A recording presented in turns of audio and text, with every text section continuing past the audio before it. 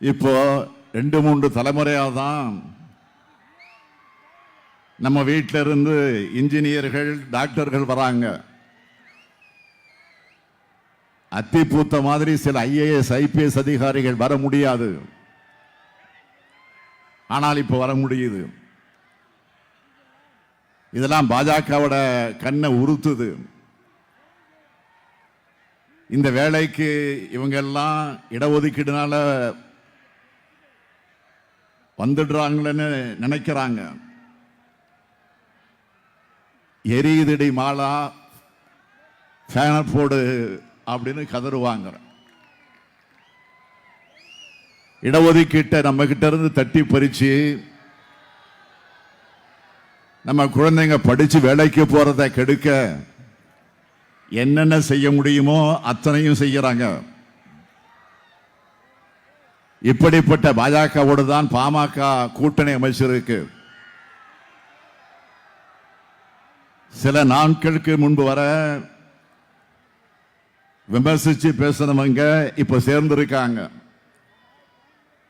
மனசாட்சி உள்ள பாமகவின் தொண்டர்கள் கூட இதை ஜீரணிக்க முடியாம வேதனையோடு தலைகுனிஞ்சு நிற்கிறாங்க. பாஜக பாமக கூட்டணி சந்தர்ப்பவாத கூட்டணி. ஆனா நாம உருவாக்கி இருக்கக்கூடிய இந்தியா கூட்டணி கொள்கை கூட்டணி. திமுகவும் சகோதரர் திருமாவும் பேசுற சமூக நீதி கோரிக்கை ஏத்து காங்கிரஸ் கட்சி நேற்று தேர்தல் அறிக்கை வெளியிட்டிருக்கு. சகோதரர் ராகுல் காந்தி என்ன அறிவிச்சிருக்கிறார்? இந்தியா கூட்டணி அமைச்சதும் நாடு முழுவதும் பொருளாதார சாதிவாரியான கணக்கெடுப்பு நடத்தப்படும். ஒன்றியத்தில் இடஒதுக்கீடு உச்சவரம்பு அதை 50 விழுக்காடு என்பதை உயர்த்தும் சட்டம் திருத்தம் செய்யப்படும். SC ST OBC பிரிவினருக்கான காலி பணியிடங்கள் ஓராண்டுக்குள் நிரப்பப்படும். SC ST OBC மாணவர்களுக்கான கல்வி உதவி தொகை 2 மடங்கு ஆக்கப்படும்.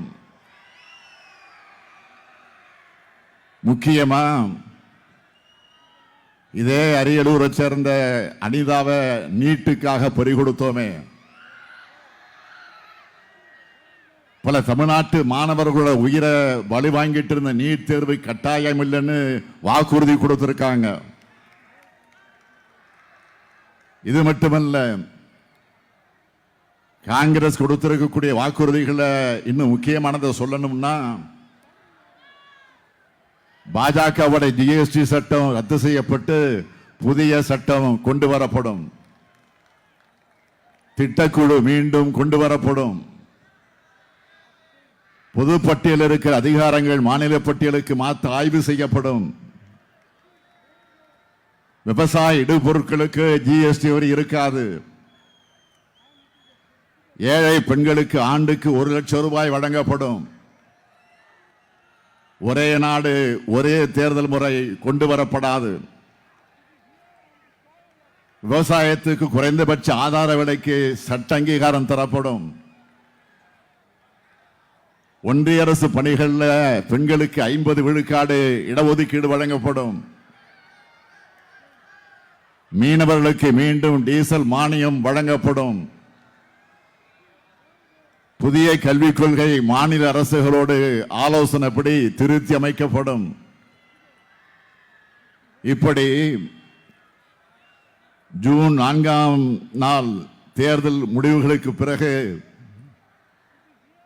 இந்தியா கூட்டணி ஆட்சியில் இந்த வாக்குறுதிகள் எல்லாம் நிறைவேறப் போகுது.